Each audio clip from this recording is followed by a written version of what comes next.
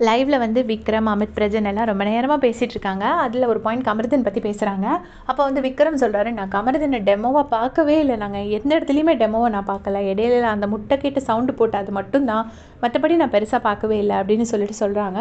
அதுக்கப்புறம் அமித்தும் ஆமா, ஆமான்னு சொல்றாரு. அப்புறம் கொஞ்ச நேரம் கழிச்சு சொல்றாங்க, "கமருதீன் வந்து முதல்லலாம் எனக்கு பெருசா புடிக்காது. அதுக்கப்புறம் எனக்கு அவன ரொம்ப பிடிக்க ஆரம்பிச்சிருச்சு.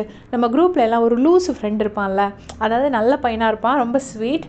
ஆனா வந்து ஏதாச்சும் காமெடி பண்ணுவான், ஏதாச்சும் ஒரு வேன்ல பண்ணி மாட்டிக்குவான்.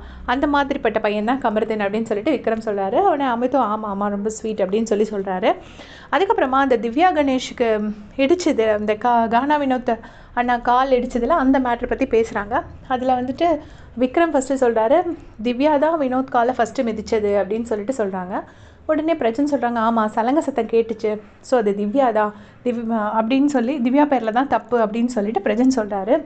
அன்னைக்கு நைட்டு திவ்யா வந்து பிரஜன் கிட்ட கிளியராக சொல்லியிருப்பாங்க என்ன நடந்துச்சு அப்படின்லாம். பட் பிரஜன் அப்போ எல்லாமே ஓகேன்னு கேட்டுட்டு இப்போ வந்துட்டு சொல்கிறாங்க, ஆமாம் திவ்யா பேரில் தப்பு அப்படின்னு சொல்கிறாரு. அப்போ வந்துட்டு அமித் சொல்கிறாங்க, திவ்யாவும் பிளைண்ட் ஃபோல்டடாக தானே இருந்தா, ஸோ அதை நம்ம ரொம்ப தப்புன்னு சொல்ல முடியாதுல்ல அப்படின்னு சொல்லிட்டு அமித் சொல்கிறாரு. அப்போது விக்ரம் சொல்கிறாரு, இல்லை வினோத் வந்து திருப்பி திவ்யா காலில் மிதிக்கலை, தரையில் தான் மிதிச்சாரு.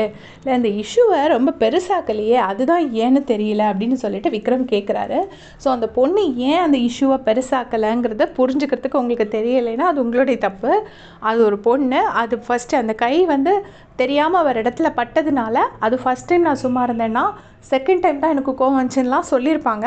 ஸோ தெரியாமல் கை பட்டுச்சுன்னு கிளியராக வந்து பிரஜன் கிட்ட வந்து எக்ஸ்பிளைன் பண்ணியிருப்பாங்க திவ்யா அன்றைக்கி நைட்டே. அது தெரிஞ்சிட்டும் இந்த இடத்துல வந்து அவர் அமைதியாக இருக்கார். ஸோ அதை வந்து பெருசாக்க வந்து அவங்களுக்கு தான் அசிங்கம். உண்மையாக அசிங்கம்னு நினைக்கிறவங்க என்ன பண்ணுவாங்கன்னா, நம்ம கேரக்டருக்கு பங்கம் வர்ற மாதிரி ஒரு விஷயம் நடந்துச்சுன்னா அதை வந்து வெளியே சொல்ல மாட்டாங்க.